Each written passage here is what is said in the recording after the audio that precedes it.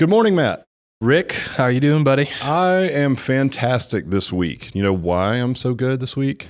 I got a feeling. Well, take a stab at it. Let's hear it. What do you think? We reopened, baby. We did. Back at it.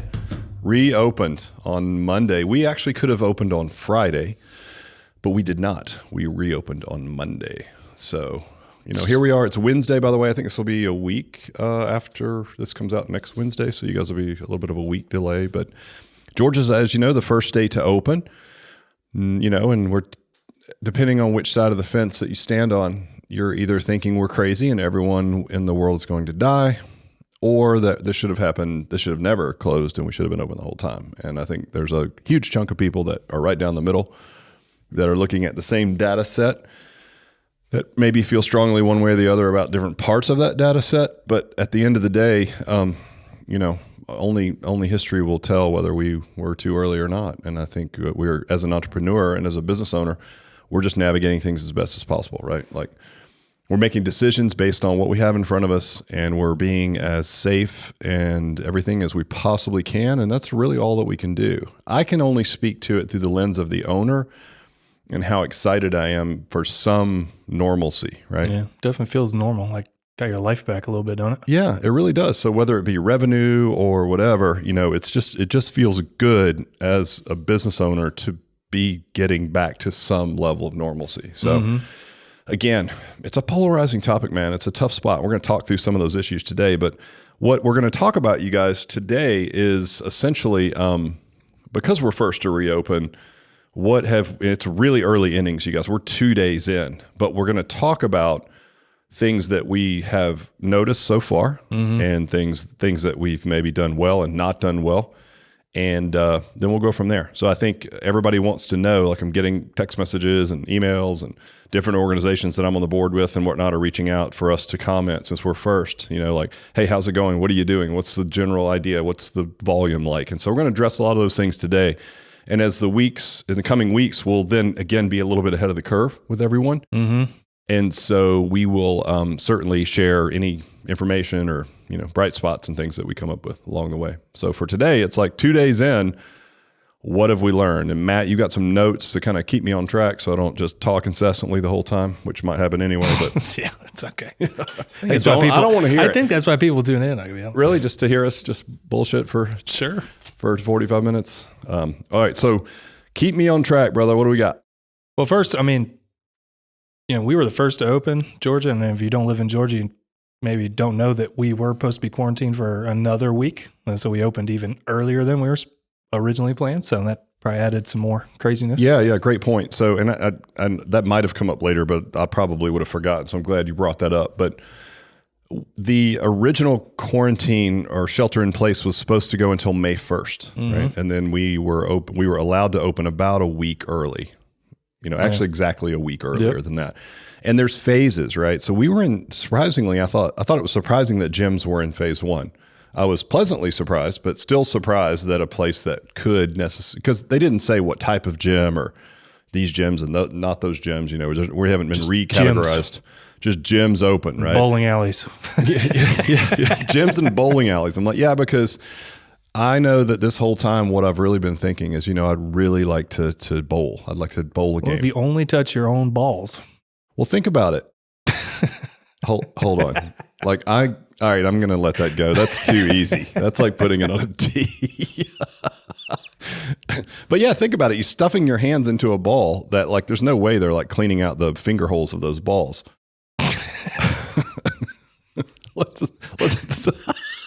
Let's not talk about bowling. I can't do it. I just can't do it. You just have to know what our off-air conversations look like to understand how ridiculous this is and how slap happy we can be sometimes. All right. So point number one, moving right along. All right. So we're going to kind of break this down into three different topics. So we're going to talk about the facility, coaches, and then the clients. So first one, facility.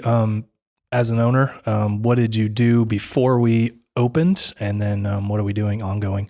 Yes. So this great question, and I think right now, you guys, the currency is trust, safety, right? Familiarity, whatever those things are. that fit into that category. Those are the things that are valuable right now that we need to be taking to market, as marketing messages, like legit. So first thing we did was we had a company come out. They're locally based, and they did a treatment on our facility. For lack of better terms, it was a fogging, if you will. And it was in the air ducts and all over the equipment. And I posted that video and the science behind it on our pages, right? Yep. So again, if that's right now the thing that we want to promote is cleanliness, and that you can come here and that we're taking every precaution necessary, then start with that and make it public, right? Do a down and dirty walkthrough video of your facility, just saying, hey, I'm Rick and I'm the original owner here since 1992. And I opened this business to make my community healthier, and this is part of that. So here's the precautions that we're taking, and walk them right through the littlest things, right? So when you come in, and these are some things that we've done, we're propping the front door open. So right now it's a beautiful day, so we've got it wide open. If it was raining, we would have it closed a bit, but you could theoretically stick your foot in the door and open it, right? So great. That would be something that would be a good idea to promote, that you don't have to touch the door handles in here, right? Yep. Another idea would be, and we've considered this, we just haven't had a chance to implement it, are the door openers where you can use your forearm, or they've got ones where you can use your foot, so you're not actually touching the doors. Remember, as people are listening to this, they're probably thinking, oh, well, it doesn't matter. You can spread this through respiratory means. It's like, well, of course. But remember, we're trying to build consumer confidence, right? Mm-hmm. And the more things that you can put on display that you are doing, it just makes you look more conscientious, right? Yep.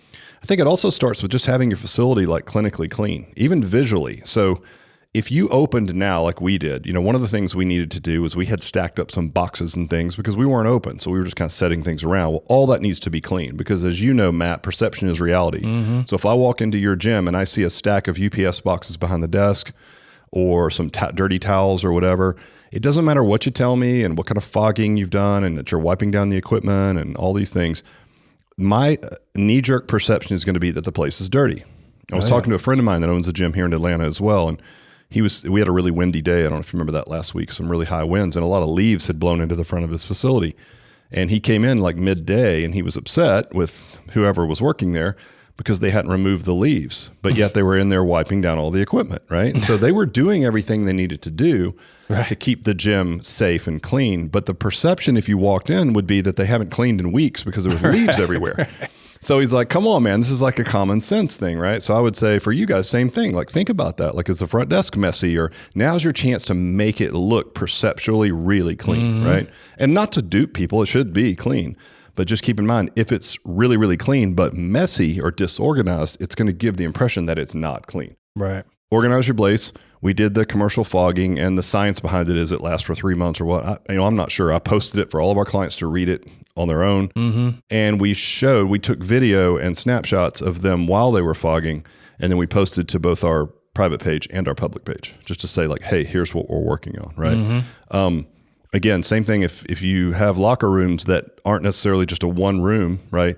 You could also prop the door open for those, right? So that people could use elbows or forearms to get in and out of those doors. So think about all those little things, right? Some of the other things that we've done, and this goes more to the programming, is because we're not team training, which is 25 people getting sweaty in a room, we're able to create social distancing much easier than other brands. And we've talked about this already, again, it makes us look really smart. It was obviously no one could foresee a virus except for me, which I knew this was coming. So this is why we pivoted to small group training. It's full of crap.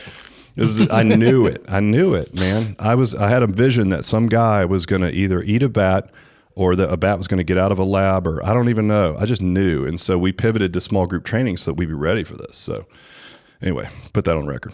So having small group training allows us to create this social distancing, right? So it's much easier for us to control it because, and one of the things that we're doing with that social distancing, keeping people 6 feet apart, is we're having the entire workout go down in their own space, right?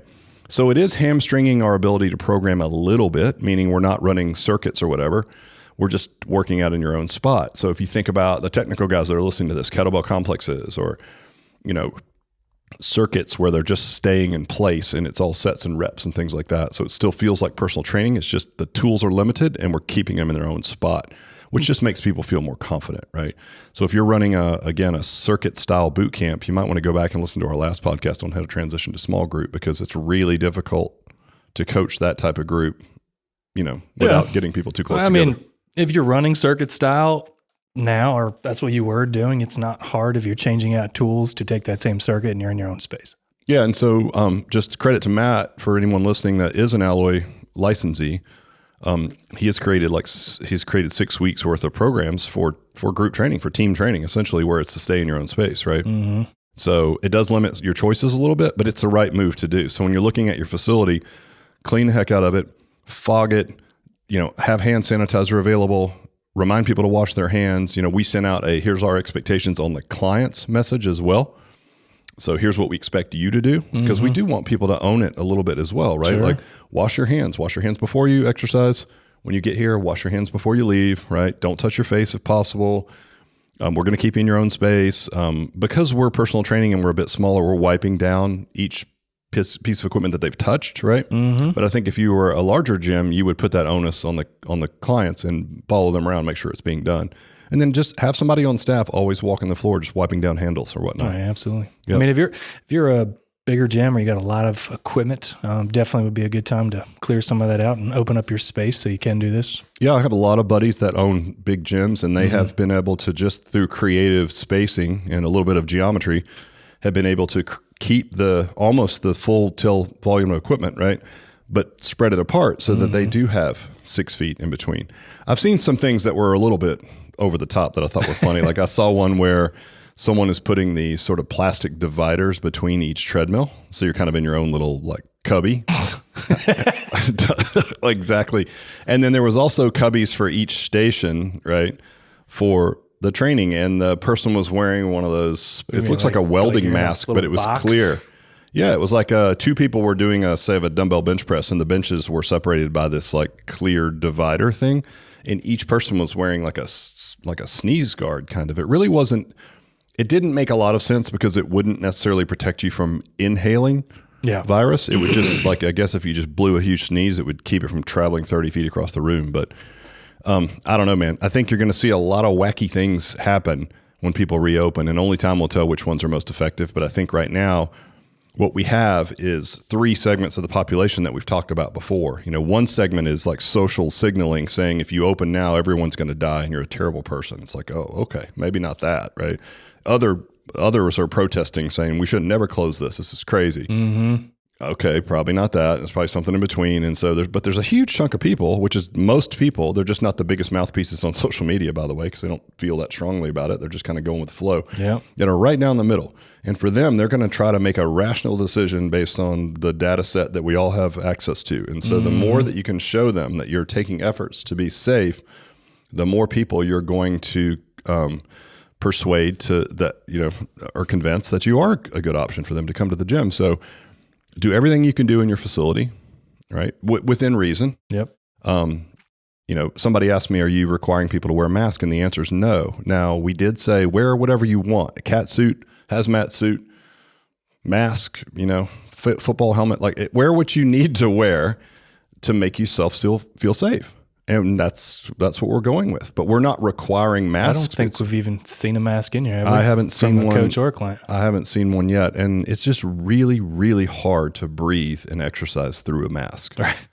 The same guy that I mentioned that's a buddy of mine that owns the gym, he had a small sign on his front door that said mandatory, everyone must wear a mask. Well, I didn't see it because it was so small and I just blew right in. Well, neither did anyone else. Like he was wearing it and his staff were wearing masks. And I was like, oh, you guys are wearing masks? He's like, yeah, the clients are supposed to. I have a mandatory mask sign. And I looked over his shoulder and looked out across the floor, and there was maybe 8 people in there total in a big gym. Nobody was wearing masks. I'm like, apparently no one's getting the signal. He's like, yeah, I don't even know why I said mandatory because I'm not really enforcing it. Right. And I was like, yeah. So for us, we're just letting people do what makes them most comfortable. And we're not requiring that our coaches wear masks. And again, are we right? Are we wrong? I don't know. That's on you, man. That this is a time when you have to take responsibility for your own decisions and live with the consequences, whatever those are. So I can't tell you guys how to feel or how to think or how to interpret your data, but that's just what we're doing. Yeah. And so far, the overall feedback has been good. I mean, people aren't overly cavalier. I mean, they are self-conscious, right? It is a small group of people.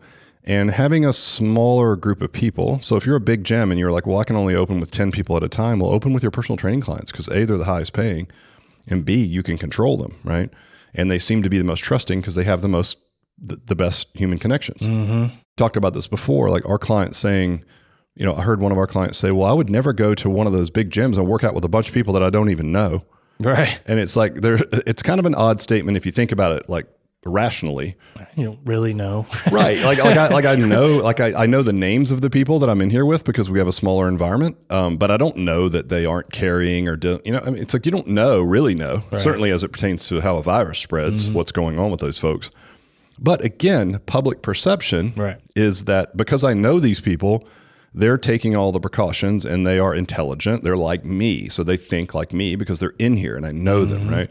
And so that really does help to have that small, that small group and tight knit community, right? It really does help. So as far as your facility is concerned, you guys, I would say just do any and everything you can cleanliness wise, make it really public that you're doing it, shoot some videos and still shots and use your, use your own sort of personality around it. If you use humor, do that. I mean, obviously it's a serious situation, so you don't want to be too flippant about it, but make it really public, right? Show people what you're doing. Tell them you're a family-owned business. Tell them you have small numbers. We're going out and saying, hey, we only do personal training. You're not crammed in here with 20 people. So it seems to be working so far. People want to know, like, where are we with, as far as like overall clientele. And we opened Monday with a 50% saturation rate, which is really good. I mean, our metric, just to give everybody an idea, is 80%. So if you had all the hours available, because we're selling time slots, if you will, all the hours available in the gym, and we were booked 80% of the time, that would be that's a good metric for us. And that's what we look at. So to be at 50% the first day was really good. Now that's a Monday. It's typically a busier day. Tuesday we were down. Today's okay. Thursday will be a little slower. Friday will be bigger. It's just sort of the natural flow of the way that our clients visit the gym between the 2 and 3 times a week visitors. But so far so good. So I was highly encouraged by that. And the people that were here, the ones that did choose to come in, were really thankful that we were here. They were feeling the same way that a lot of us were, which is like, man, I want some normalcy. I've got my third place back, right? It's like maybe this is only my second place now because I've been at home. I'm not going to work, so I'm telecommuting or whatever that is. But now I have another place I can go and talk to other human beings that. Hell yeah, man. People want to get out. They do. And, the first day here, Friday, which was the day it was lifted, just to give you guys a heads up too with what it looked like, it was the first day in a while that I've noticed that there was like a heavy traffic flow, right? I got out, I was out Friday morning and I was like, man, there are so many people on the road today. I'm like, oh yeah, today's the first sort of lifting of the restrictions, if you will, first step. Well, I got out today and it was like, it wasn't rush hour traffic, but there was a heck of a lot more people out. It's getting worse. Yeah, exactly. I mean, that's the one thing. It's going to get back to bad traffic. But overall, as far as the facility is concerned, just be very public with all the things you're doing and try to do any and all little things that you can do and shoot a down and dirty video and use it chip it up, use it for marketing right now. Yep. Cool. All right. Next one, coaches. If you could, might be good to talk about kind of during COVID when we were closed and then kind of go into reopening and now. Yeah. So as you know, Matt, I'm all about like sticking it out and trying to hang in there as long as we can. And that's just the entrepreneurial mindset, right? So when we closed, we actually closed a couple of days, I think, just by choice before we were officially shut down, right? But that was just by chance. And we did that because the coaches were just uncomfortable. There was no other way to put it, right? And so it was just like, all right, who's uncomfortable? And everyone's like, I don't really know. And that was when the sentiment was like, man, things were really picking up, right? Other states were rolling one after the other, just complete shutdown, shelter in place, shelter in place, shelter in place. And our guys were just like, oh no, when's this going to happen? And so we still had a decent client load, probably about like we have now, right? I think we're going to roll out the way we rolled in, if that makes sense volume wise. So we closed because of that. And so, okay, great. Well, let's close down. Now, thankfully, our business is really healthy. So we had the ability, we applied for all the government loans as well, but obviously don't get them, straight away. And so we had the ability to carry our team at full pay while we're essentially closed down, which I know a lot of businesses weren't able to do that. A lot of people furloughed people, which is sort of like, firing them, but not like they can come back. And if you furloughed them during this COVID crisis, they were eligible for a pretty good federal, supplement to their unemployment income. which is interesting, to speak to that for a second. There are people I know in the industry that have, their staff or their team is now, some of them are making more money not working, than they were working. And so some of these folks got their PPP payroll relief loan and we're like, all right, guys, let's get back on it. I can pay you guys now. And some of their team members were like, forget that, man. I'm making more on unemployment. Like, I don't want to come back to work. And so I think what was intended to be a really good thing is just brought up some interesting points, right? So when we closed paying everyone at full tilt, most of our folks, or all of our folks, are making more than they would if they were unemployed, sure, even if they were getting the federal, supplement. So we took everyone to virtual. So I'm like, listen, I'm happy to do this, but we need to preserve as much revenue as we can. So let's move to virtual. So we created different buckets for each coach, and we dropped all the clients that they might see typically in their bucket, and then split up the rest that might bounce around between coaches, and built a more robust playbook. Matt, you're our app specialist, so you really dug in with the coaches and showed them how to do all the things on the app. And we were off and running. And so we did preserve we lost about 20% of our clientele overall, and our revenue, right? And so, we were doing pretty well, I would say. Now we lost more than 20% of our revenue because even though we churned out some clientele who just went straight on freeze, right? Yeah. And listen, a lot of people ask like, why is that happening? It's like, well, sometimes, exercise is hard for people as it is, right? And so it doesn't take much of an excuse for some people to just not want to work out, right? And so I can't say that all of our clients churned out because, of COVID. Some used it as an excuse. I hate to use that word, but used it as an excuse to not exercise. I mean, they may not have fully understand what we were going to do for them.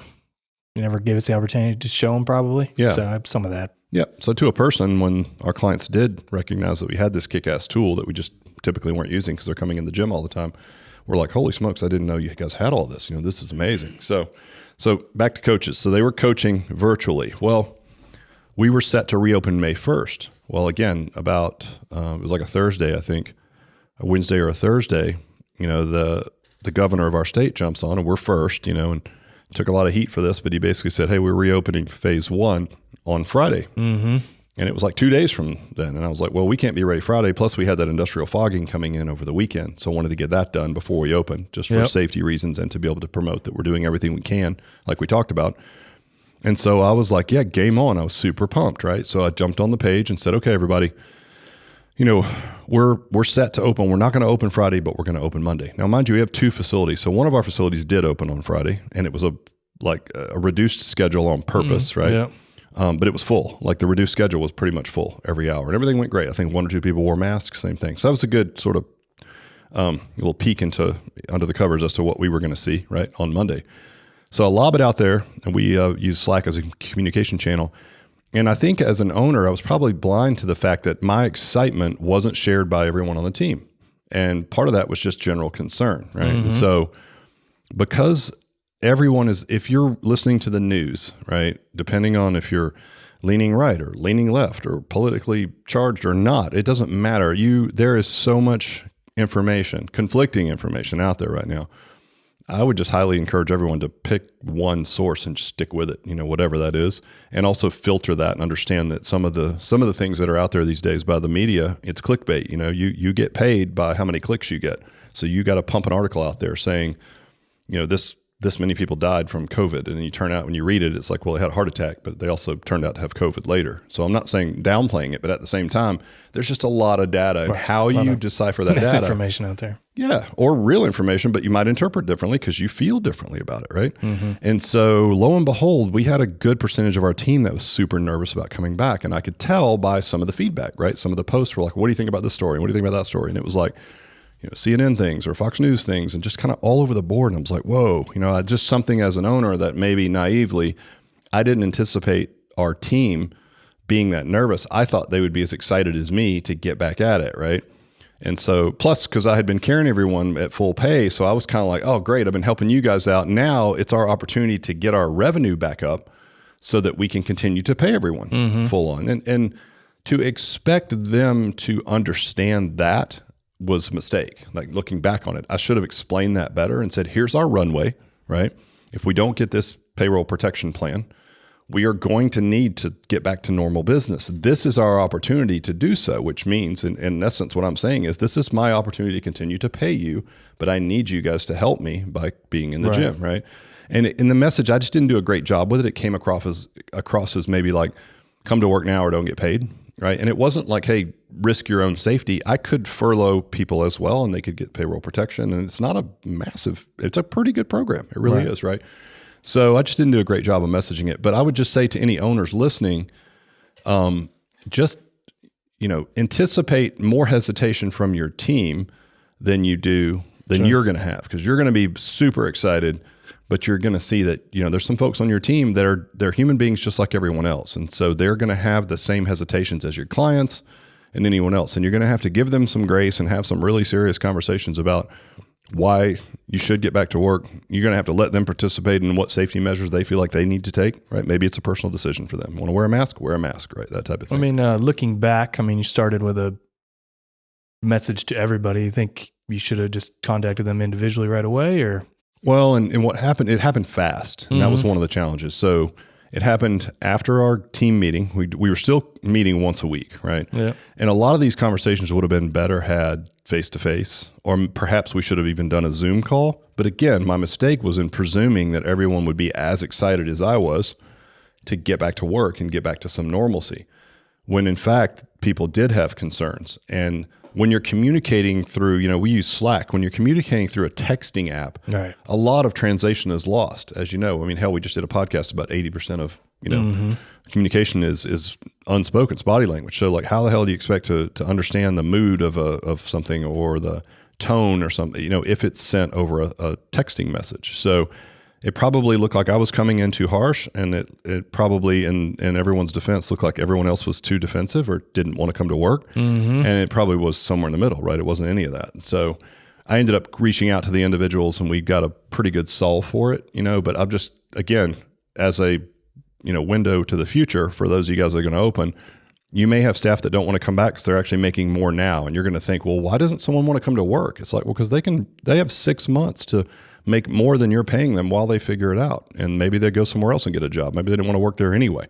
There's a lot of things that are going to come up here that aren't even COVID related. And that even happened on our team, right? Some of the things that came up weren't necessarily related to the crisis. It was just like, well, I don't know what's next for me. There was a lot of things like that popped up, and it was like, oh, well, apparently, and duh, right?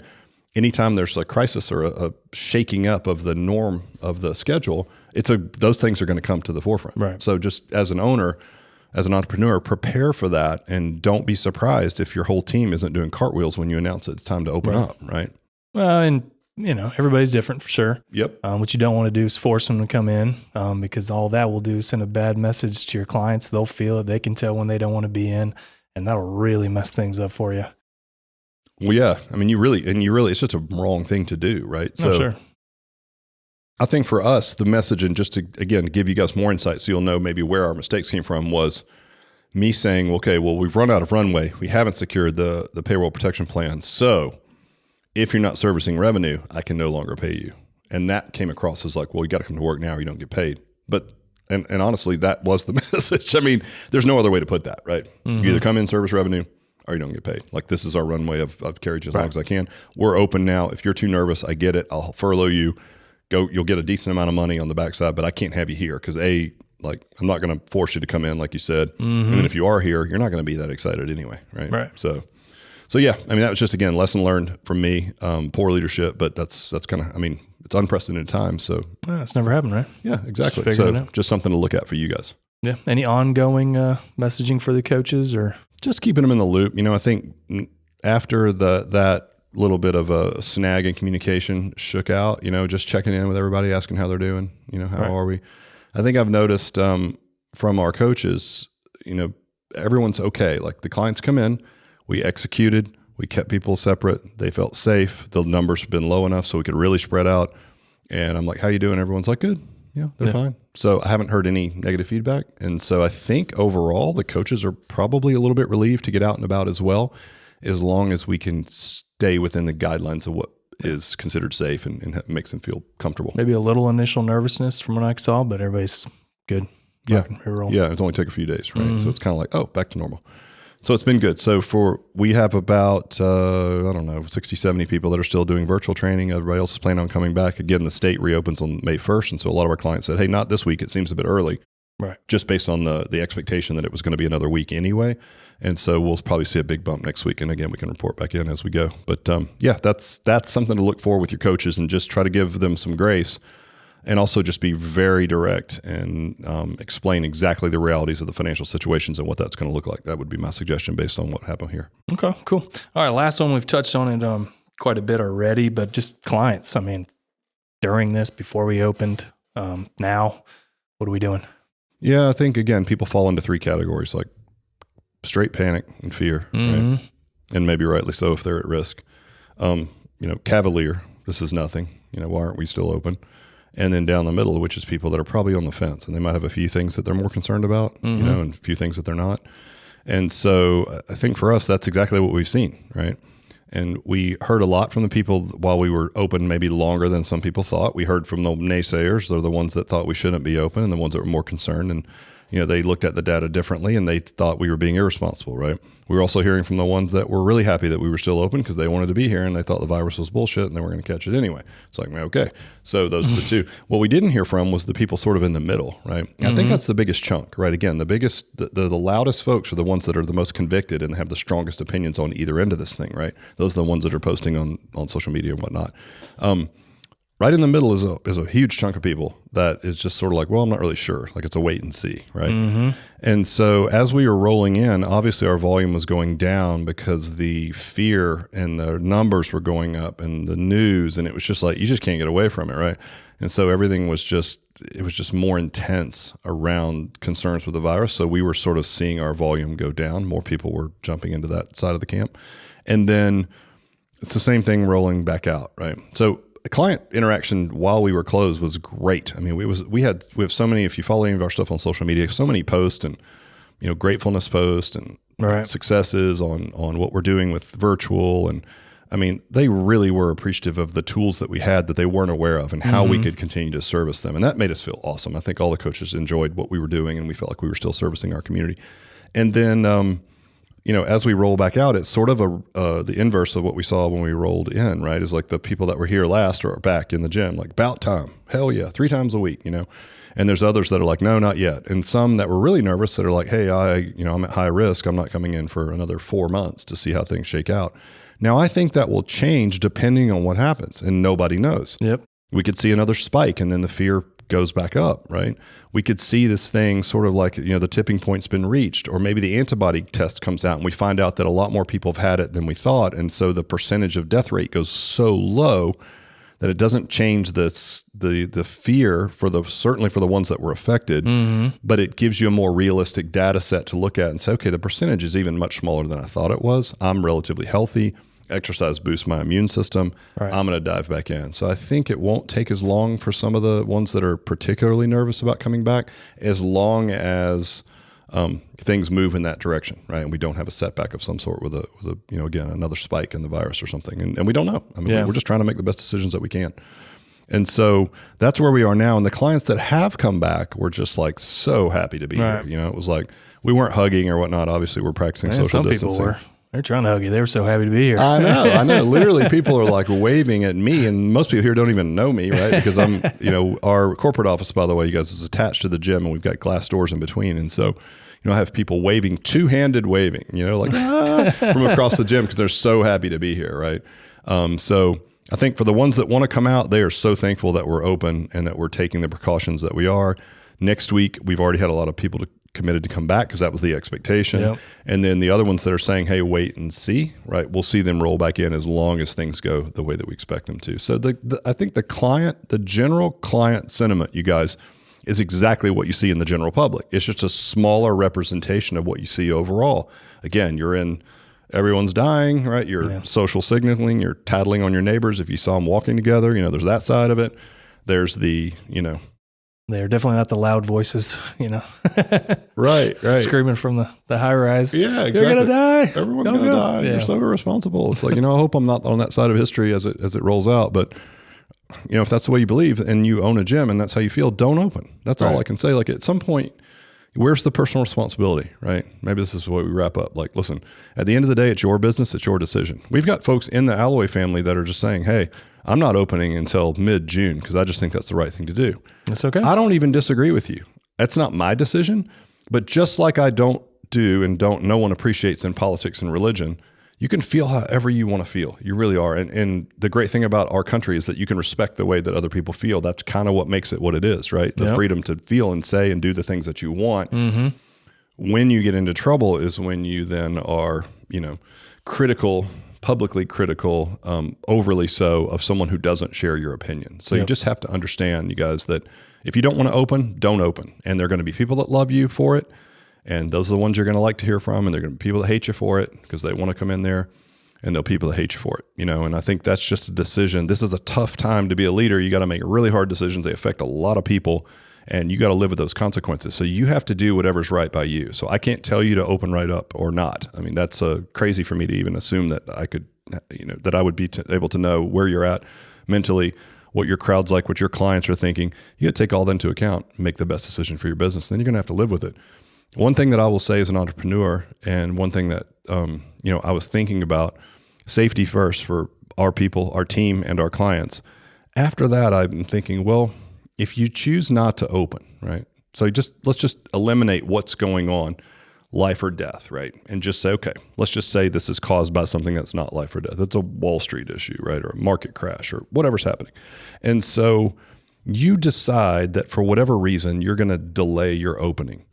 And none of the other gyms in your area delay their opening, right? You're going to run the risk, right or wrong. Like, again, you're going to run the risk of losing a good deal of your clientele to your competitors. Yep. Because for that chunk of people that are ready to get out of the house and they feel safe, they are going to go to someone else's gym. They're not going to wait for you to open. And they might not all agree with your ideas on whether or not you should be open, right? Mm-hmm.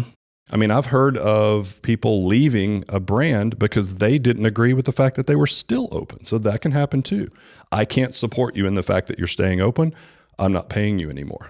So be it. It's a real shame that we've brought almost a political and religious type of reaction to now business, right? It's like now we're forced to do it with our teams, with our clients. It's like a weird dynamic. So I think at the end of the day, it's a real hard time as a leader to make a decision, but you just got to make that decision and you have to live with it. And you have to understand that no matter which way you go, you're going to be hurt. I will say as an entrepreneur, I don't want to sit still while traffic is blowing by me.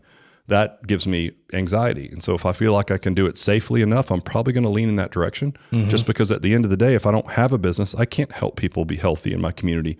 The 200-300 people in my gym, in my small studios, I can't help them be healthy if I don't even have a facility to do that in. Right. So again, if you feel like being safe outweighs that and you really have concerns, then don't open.